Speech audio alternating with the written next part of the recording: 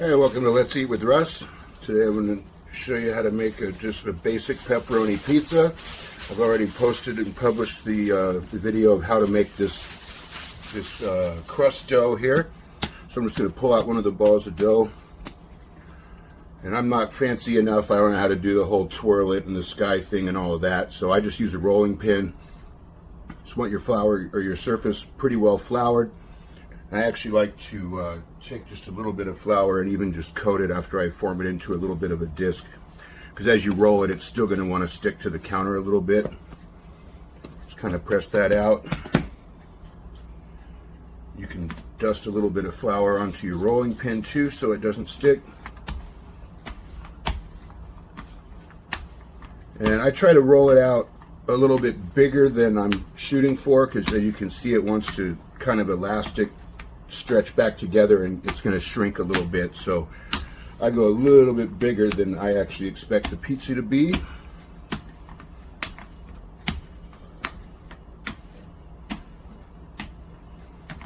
That looks about good enough.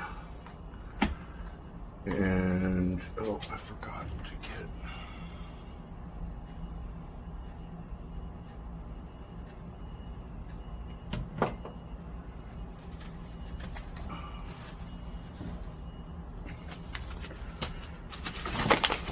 you want to use cornmeal ideally, and I don't have a pizza peel, so I'm just going to use the back of the large cutting board. So you want to take some of the cornmeal and spread it around on here so it'll slide off when you're ready to put it onto the hot pizza stone, which is already in the oven. My little countertop oven is preheated to its maximum temp at 450. If your oven goes hotter, you'd be better off to do it at, maybe 500 or so. 500, 550. So let's see if I can sneak this on here. Yeah, that worked out.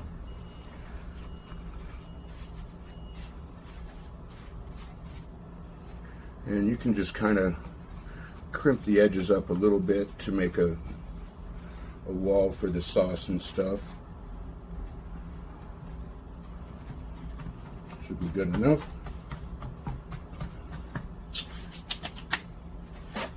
And this is kind of important. You want to put some olive oil on the crust before you put anything else on it. Give me a little more than that. That should be plenty.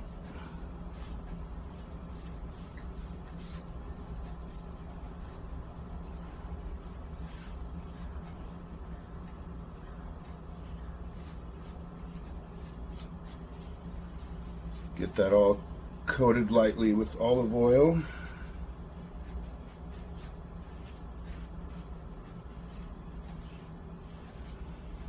And then we're basically ready to throw down the sauce.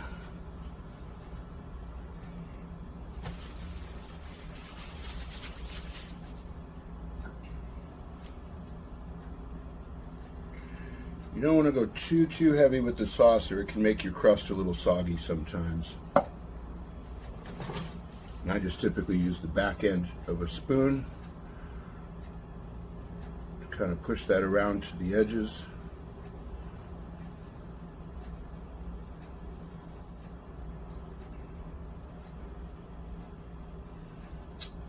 And I think this is also somewhat important, is not to just use plain tomato sauce as your sauce. I like to add flavor to it. So what I'll do is typically sprinkle a little garlic on there.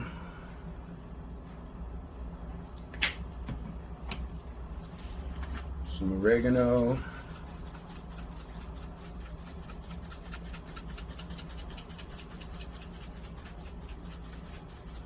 You don't have to go crazy, but just enough to, add some flavor to the sauce so it's not quite so plain. Ooh, getting low on basil. Hope I have enough for all these. Throw some basil into the mix.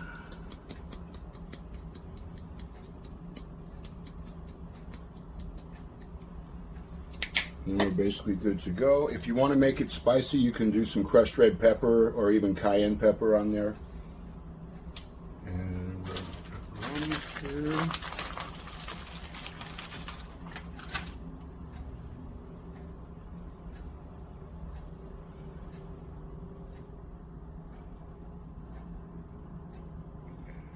And obviously you can go as heavy or light as you choose. Oh shoot, I forgot the damn cheese. Whoops. Got ahead of myself with my pepperonis here. No biggie. It's not too late to fix that.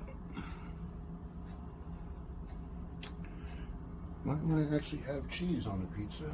Oh, I left it in the fridge, that's why I missed it.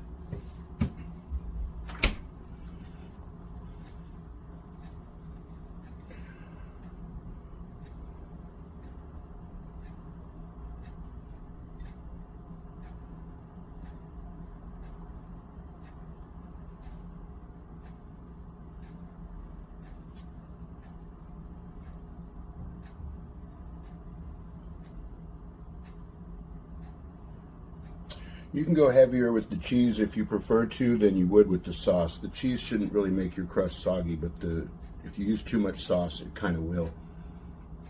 So get that broken out and slap down our pepperonis.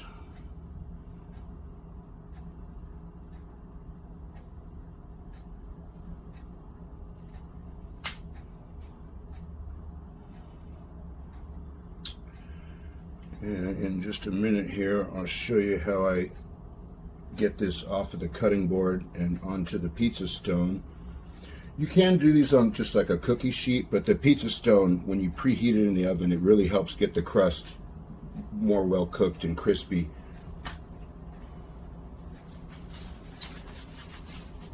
So let me see here.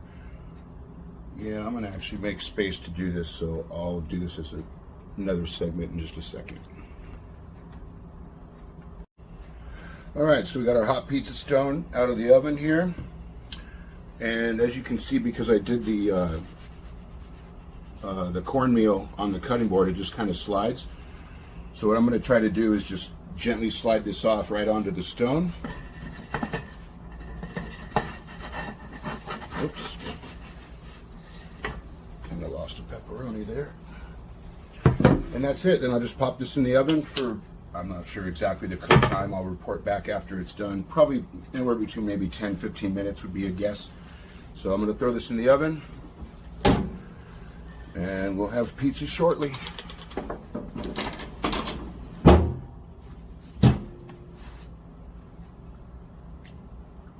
All right, it's been about 10 to 12 minutes, probably about 11 or 12 minutes.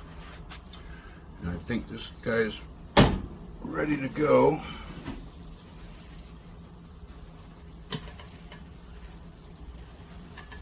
Yeah, it looks like maybe even about 10 to 11 minutes might have been better. The cheese got a little bit charred on that one. And then I typically just cut it right on the pizza stone.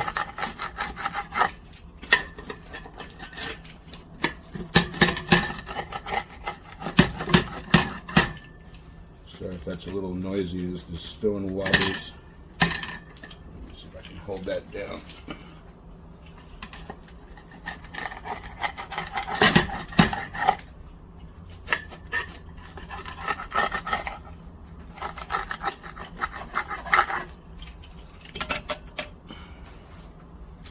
And obviously you can use a plate or whatever, but I actually happen to have these little pizza purpose cut cardboard pieces. And I also, well, I don't have an actual pizza peel like the wood one, which I wish I had. At least I have this giant pizza spatula. Whoops. That didn't go the way I planned it.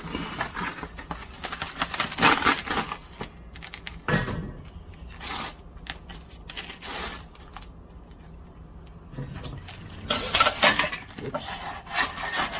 There we go.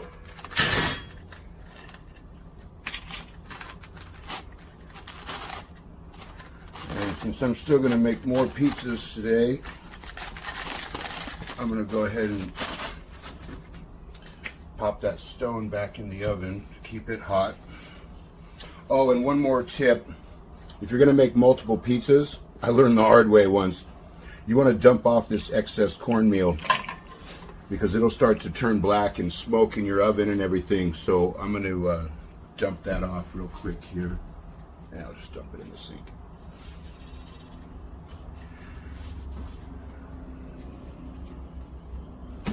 And then you can just take a spatula and just kind of scrape off the excess.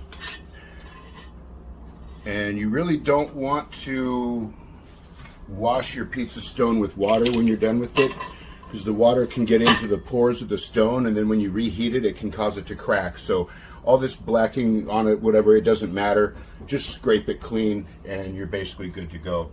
So anyway, there you go. Pepperoni pizza. Thanks for watching. Please like and subscribe.